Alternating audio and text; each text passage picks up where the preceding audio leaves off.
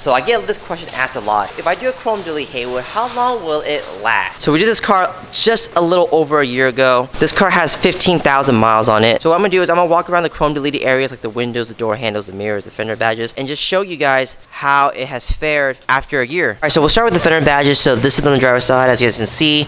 Still looking really good, honestly. I'm really impressed. There's nothing, I know it's kind of small, so it doesn't really get damaged. Edges are still down, everything looks good. Mirrors look good, but the base area is normally where I would see wear from like the mirror folding in and out. But no, it looks really good. Everything's laid down. It's a little dirty just from like, you know, being driven, but that's just normal. Same thing with the mirror trims here. There's some oil spots, but that's just from people touching it. And here's what it looks like on the other side. The thing with matte is that since it's so, I guess, not shiny, it just shows a lot of the dirt. Passenger rear door, still looking really good. I'm impressed. There's some oil spots here, just from people pressing it, you know, their fingers, things like that.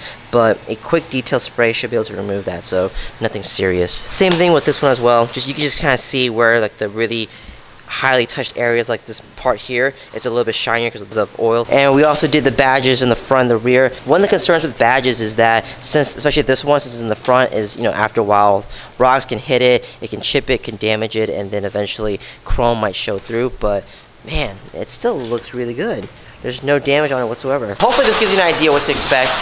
Again, every car is different, every scenario is different, but at least this gives you an idea